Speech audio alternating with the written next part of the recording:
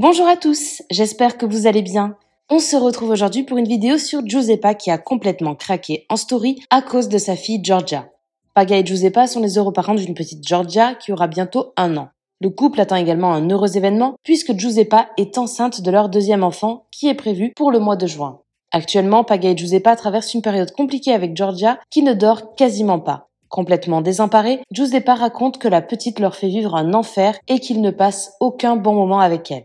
En larmes, la jeune maman demande de l'aide à sa communauté. N'hésitez pas à vous abonner à la chaîne si ce n'est pas déjà fait et à liker et commenter cette vidéo pour me soutenir. Merci beaucoup et à très vite pour une nouvelle vidéo.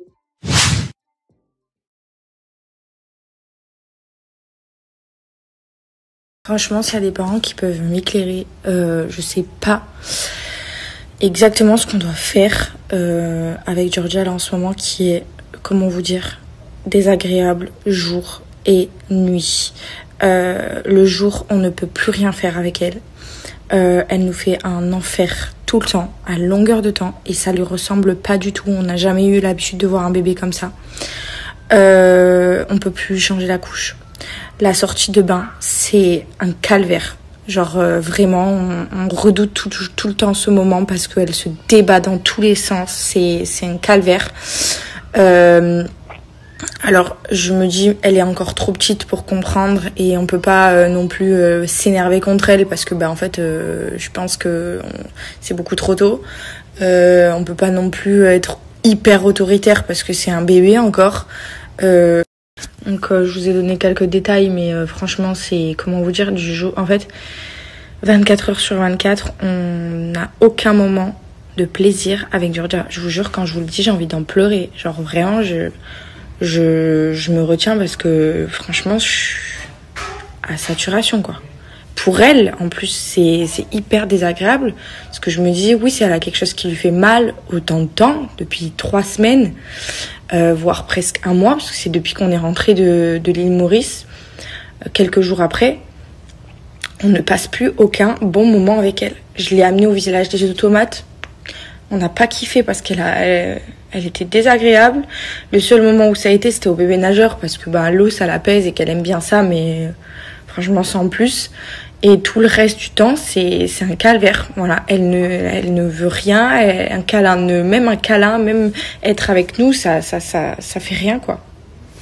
Et en fait, le plus dur, c'est que on a déjà traversé des moments bien plus compliqués que ça avec Giorgia, quand elle a eu son reflux modéré à la naissance. Ça a été des mois hyper compliqués, jusqu'à presque 6 mois, on en a souffert. Donc ça faisait que quelques mois que ça s'était un peu amélioré. Et là, depuis qu'elle a passé les 10 mois, on vit un enfer. Je vous jure, c'est une horreur en fait, clairement. Mais autant je sais que c'est autant pour elle que pour nous parce que là elle est en poussée dentaire, etc. Mais je me dis que 1 mois qui passe sans un seul jour avoir l'impression qu'elle est normale, parce que je me dis voilà, sur 1 mois il y a peut-être un jour ou 2 où ça peut aller quoi, la douleur ça peut être un peu moins, et là non, rien. Ça fait 3 semaines, je vous jure, c'est toujours pareil, toujours. On peut pas lui changer la couche le jour, on peut pas lui changer la couche le soir, on peut pas la sortir du bain, on peut pas la laisser dans son parc. Y a aucun moment où en fait on va se dire ok, ça va être un moment cool. Genre non, ça pleure, ça râle, ça crie, ça s'énerve, ça se met en hyper extension. Dès qu'elle est pas contente, elle se débat. Manquerait plus qu'elle nous envoie des jouets et puis on y est, on a tout fait quoi. Mais franchement, j'arrive pas à comprendre, et pour autant on est hyper présent pour elle et vraiment on est là pour analyser la situation et essayer de faire le maximum. Comme je dis, on est tout le temps là à essayer de comprendre, essayer de faire les gestes ou l'accompagnement qu'il faut pour elle pour pouvoir que ça aille mieux, etc. Il y a rien à faire. Il y a rien à faire et les nuits je vous en parle même pas, l'endormissement je vous en parle pas.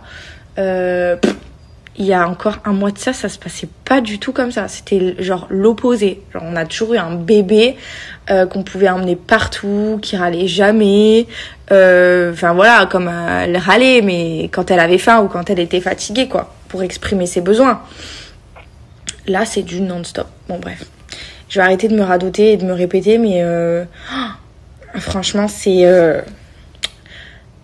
on m'avait dit ouais, tu fais un deuxième enfant et tu vas le regretter et tout, mais je regrette pas du tout de faire un deuxième enfant, sachez-le bien, je suis hyper contente et je savais très bien que j'allais passer par ce genre de moment.